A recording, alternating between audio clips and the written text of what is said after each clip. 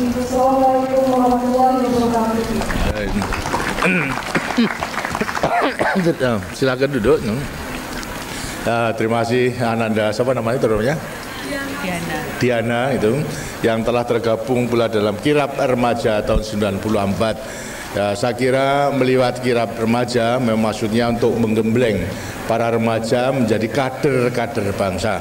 Sekarang itu dilakukan agar supaya para kirab remaja, anggota kirab remaja menjadi kader-kader yang bisa turut mempersatukan bangsanya.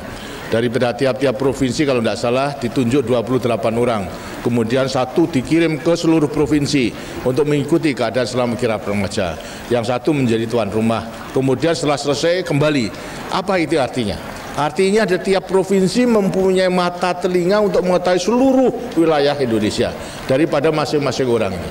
Kalau ini kemudian lantas berkumpul, lantas mengadakan diskusi, apa pengalamannya, apa yang disaksikan kebudayaan maupun juga kekuatan daripada masing-masing provinsi yang kemudian dianalisa, lantas akan bisa menemukan pula cara-cara yang terbaik untuk lebih menyempurnakan. Inilah akan merupakan modal yang baik dalam mempersiapkan diri sebagai kader-kader bangsa. Karena yang penting pertama akan timbul daripada jiwa kepahlawannya kalau mencintai tanah airnya. Dan setelah mengetahui seluruh keadaan provinsi, pasti akan mencintai tanah airnya. Kalau sudah mencintai tanah airnya, tidak akan mereka melepaskan tanggung jawabnya sebagai pemuda untuk dapat mengabdikan dirinya kepada negara dan bangsa yang segera membangun. Apalagi kalau nanti dalam keadaan bahaya. Lebih-lebih dalam menghadapi globalisasi yang sekarang kita akan melakukan liberalisasi daripada perdagangan bebas untuk negara-negara berkembang tahun 2020, berarti 25 tahun lagi. Anak-anak yang nanti umur tahun 2020 berarti 25 tahun, berarti anak-anak remaja sekarang. Mungkin anak-anak pelajar sekarang. Anak-anak pelajar sekarang harus disiapkan benar-benar untuk mencintai tanah air, untuk mencintai produk dalam negeri. Kalau kemudian lantas di kelak kemudian hari ternyata dalam rangka mempersiapkan kompetisi bersaing dengan bangsa-bangsa lain kita masih kurang, arti kurang baik, kurang sempurna. Lah, untuk menghadapi banjirnya daripada barang-barang itu, maka hanya dengan mencintai tanah air, maka para remaja yang sekarang nanti akan hidup tahun 2020 akan menjadi benteng untuk mempertahankan daripada kelangsungan hidup negara dan bangsa. Jadi kalau daripada para pemuda nanti kesengsem kepada produk yang murah baik, tapi hasil di luar negeri hancur daripada bangsanya. Apa? Produknya tidak ada yang membeli. Kalau tidak ada yang membeli, pabriknya tutup. Lantas semua tidak bisa bekerja, tidak bisa makan. Lah itu. Inilah merupakan satu juga kekuatan yang harus kita siapkan. Jadi daripada semua pendidikan, lebih-lebih juga daripada perguruan tinggi harus mampu mempersiapkan. Bukan kita curang, tidak, tapi kita menyelamatkan negara. Kita sekarang harus meningkatkan daya saing kita yang tinggi, dan pasti kita dapat. Kita yakin. Tapi andai kata tidak, senjatanya adalah mulai sekarang adalah nasionalisme. Mencintai kepada tanah air, mencintai pada produk dalam negeri harus mulai sekarang. Jangan-jangan mulai sekarang sudah lebih cinta kepada produk import. Nah, itu sudah melatih diri yang kurang baik gitu. Sekarang harus betul-betul apa yang kurang baik tadi itu merupakan produk dalam negeri harus kita beli, kita gunakan. Jadi itulah maksudnya agar supaya mencintai tanah air berarti mencintai hasil rakyatnya sendiri, berarti mencintai rakyatnya sendiri, jangan sampai nanti hancur karena kita kurang mencintai tanah airnya. Dari situ peranan daripada wanita banyak gitu nanti untuk dapat itu, apalagi juga kebutuhan keluarga semua harusnya ditentukan daripada kaum wanita, daripada keluarga yang harus menentukan apa yang diperlukan gitu. Dan banyak sekali, karena itu siaplah.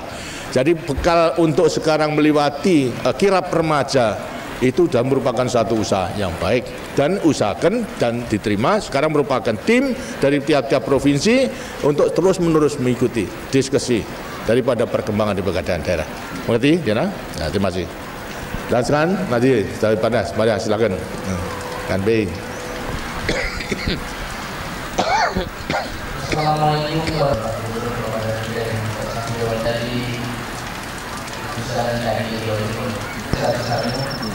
Assalamualaikum warahmatullahi wabarakatuh. Terima kasih atas saran dan juga pandangan dan pendapat. Sungguh merupakan suatu saran yang baik, terutama mengenai pembangunan desa, agar supaya daripada desa yang masih tertinggal dan juga daripada rakyat yang masih hidup di bawah garis kemiskinan itu bisa teratas. Sebetulnya mengenai soal pembangunan desa itu bukan hal yang baru, itu daripada pelaksanaan trilogi pembangunan, ialah stabilitas nasional, pertumbuhan dan pemerataan. Pemerataan sejak semula daripada tahun pertama daripada pelita pertama itu sudah dilaksanakan. Jadi pembangunan diutamakan kepada pedesaan, di sampingnya pertanian, kemudian industri, tapi pedesaan. Apa wujudnya? Ialah mengenai Enpres desa. Enpres desa itu sejak tahun pelita, sejak daripada pelita pertama sudah dilaksanakan, walaupun jumlahnya itu hanya sedikit, hanya 100.000 pada waktu, karena kemampuan negara tidak ada. Tapi maksudnya pada waktu itu 100.000 itu adalah mendorong supaya desa itu turut membangun. Jangan sampai ada satu desa pun yang tidak turut membangun dengan dorongan daripada Enpres desa dengan 100.000. Sekarang sudah menjadi 6 juta dari tiap-tiap desa. Itu juga sebagai dorongan. Ternyata desa yang baik itu adalah menggunakan potensi yang ada, bisa melipatkan 100.000 daripada Enpres desa itu. Nilainya pembangunan karena segala sesuatu dilakukan oleh desa dan direncanakan, nilainya bisa 10 kali, 20 kali daripada desa tersebut. Ini yang kemudian menjadi desa yang maju. Tapi ada desa yang potensinya kurang kemudian masih tertinggal. Ini kita dorong lagi, tidak hanya dengan dengan 6 juta, tapi masing-masing desa dilengkapi dengan 20 juta 3 tahun untuk modal revolving. Tapi ada desa ternyata di Aceh itu hanya 50 keluarga. Nah kalau 50 keluarga diberikan 20 juta, sebetulnya kan sudah banyak, kita dibagi aja sudah banyak. Nah inilah hanya kita berikan sekali saja, gitu. Tidak 2-3 kali. Dengan sekali 20 juta untuk 50 keluarga sudah bisa merupakan modal revolving untuk desa tersebut. Nah kemudian lantas tadi mengenai soal Jimbaran, itu pun juga tadi sudah katakan, sudah arahkan. Ternyata untuk daerah desa non tertinggal, tadi tertinggal sudah, non tertinggal masih banyak. Ini pun juga diarahkan dalam sistem tabung tadi. Kita tidak ingin mendidik rakyat kita itu hanya menjadi malas. Kita menolong, jangan diberikan ikannya, tapi harus kita berikan kailnya. Supaya dengan kail itu kan terus-menerus bisa mancing ikannya selama hidupnya. Nah itulah sekarang dengan sip tabungan dan pinjaman dan melakukan kegiatan itu bisa dilakukan. Itu membutuhkan pemuda-pemuda menjadi pendamping daripada masyarakat di daerah non-IDT yang memerlukan pendampingan tersebut. Tadi yang kedua mengenai soal pendidikan agar supaya bisa mewarisi nilai kepahlawanan. Yang penting memang daripada sistem pendidikan, terutama pembangunan jangka panjang yang kedua ini dah kita titik beratkan kepada peningkatan kualitas manusia. Kualitas manusia berarti sumber daya manusia melewati pendidikan yang antara lain yang penting juga agar supaya memiliki nilai-nilai kepahlawan, bisa mencontoh dari para pejuang, maka ajaran sejarah itu mulai harus diberikan. Dan rupa-rupanya ini kurang. Itu dari sekolah SD sampai kepada SMP kurang gitu pelajaran sejarah ini harus sudah kita tingkatkan. Untuk itu dengan sini pula dengan sejarah ditambah nanti secara visual mengenai kesenian yang kemudian menggambarkan daripada sejarah perjuangan daripada bangsa kita. Ini dengan sini akan mudah masuk itu kepada anak-anak itu. Dan sejarah-sejarah untuk mengenal perjuangan daripada bangsanya sehingga mereka merasa bangga, oh saya ini adalah keturunan daripada pejuang-pejuang pahlawan. Ternyata Indonesia itu adalah merdeka karena perjuangan daripada bangsanya sendiri, bukan diberikan begitu saja oleh penjajah, tidak itu. Tapi kita betul-betul berjuang, berarti juga mengorbankan segala sesuatu sampai sekarang kita bisa membangun dan sama-sama negara berkembang. Akhirnya kita bisa mengambil peranan di organisasi internasional, apakah di ASEAN diakui, lantas di non-blok diakui, di APEC bersama-sama dengan negara maju pun kita diakui karena kita memang sebagai bangsa yang dinilai mempunyai potensi yang cukup kuat. Kita, ya tinggal satu ya, yang belakang nanti siapa? Di depan sudah ya, dari mana? Ya sudah, dari mana aja? Karang Taruna, ya. Assalamualaikum warahmatullahi wabarakatuh. Waalaikumsalam. Pak Presiden, yang terhormat, sebelumnya kami terpanggil menghadapi tantangan tersebut. Di Jawa Timur, kami merupakan ujung tonggak pembangunan di desa dan kelurahan mengantisipasi tantangan tersebut dengan menggerakkan usaha lebih produktif yang sampai saat ini telah berhasil dengan baik, apalagi ditegaskan dengan program gerakan kembali desa. Bapak Presiden, rata-rata untuk mendapatkan ini bisa bermanfaat bagi negara kami. Wassalamualaikum warahmatullahi wabarakatuh. Waalaikumsalam. Terima kasih bahwasanya Ananda sadar bahwasanya apa yang kita lakukan sudah ada hasilnya, tapi sebenarnya masih besar tantangan-tantangan yang kita hadapi bersama dalam mencapai cita-cita masyarakat adil dan makmur berdasarkan Pancasila. Seperti tadi yang dikatakan adalah lapangan kerja. Memang sejak semula sasaran yang kita tentukan yang sangat sederhana dalam meningkatkan kesejahteraan daripada rakyat apa? Cukupnya pangan, cukupnya sandang, cukupnya papan, lapangan kerja. 4. Pendidikan dan kesehatan sesuai dengan kemampuan. Sekarang pangan sudah bisa swasembada. Sandang di mana-mana sudah bisa. Bahasanya kita ekspor. Papan mulai berjalan. Memang tenaga kerja lah yang merupakan tantangan yang luar biasa. Kenapa?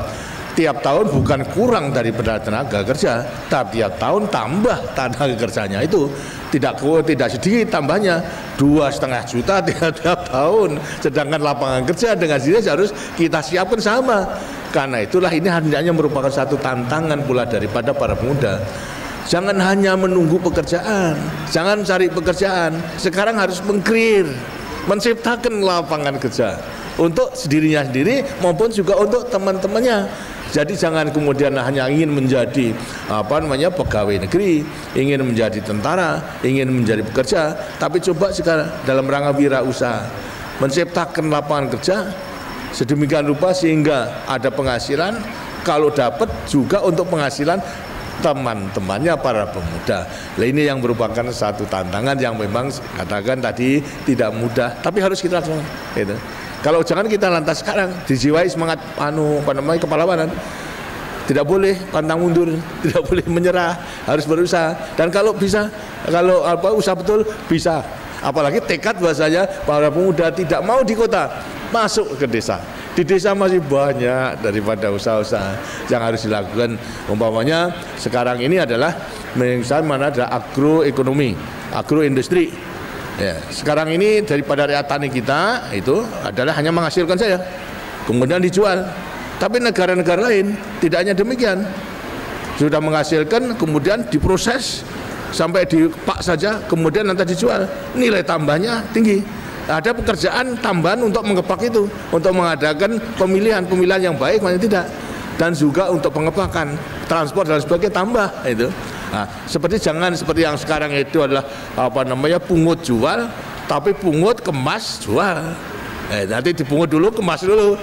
Nah, dengan dikemas artinya dibungkus dan sebagainya, kemudian baru jual. Ini nilai tambahnya tinggi, tambah lapangan kerja lagi itu. Nah, inilah harus menjadi tantangan. Termasuk pula daripada misalnya penggemukan daripada sapi, penggemukan daripada domba. Ini pun juga demikian. Kalau hanya begitu saja kemudian dijual, sapi kurus dengan dirinya nilainya rendah.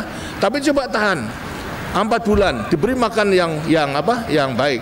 4 bulan itu berarti berapa? Itu jumlahnya 30 kali 4 120 kan? 120 hari itu berarti tambahnya kalau 1 hari bisa 1 kilo 120 kilo itu tambahnya. Kalau itu tambahnya itu berarti tiap hari itu adalah 1000 saja sudah berapa? 1 ekor. Nah, itu dengan dia itulah antara lain banyak pekerjaan. Sedangkan kalau itu dilakukan komposnya, kotorannya bisa untuk nambah pupuk di pedesaan. Untuk kompos tambah lagi daripada usaha. Jadi memang harus banyak tantangan dijawab. Jadi sebetulnya tidak kurang, tapi hanya belum ketemu saja barang jalannya. Untuk itulah agar supaya usaha dengan sebaik-baiknya.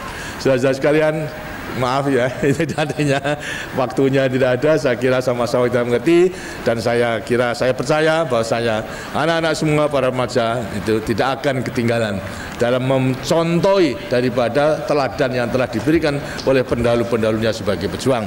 Dan untuk itulah agar semua terus berusaha dengan sebaik-baiknya dan menggunakan setiap kesempatan untuk selalu meningkatkan dirinya sehingga bisa akan menghadapi segala tantangan yang dihadapinya.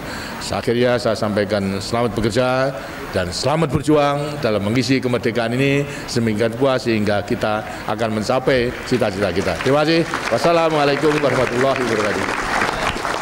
Acara selanjutnya, Bapak Presiden Republik Indonesia berkenan mengadakan penunjukan pameran foto dan lukisan perjuangan.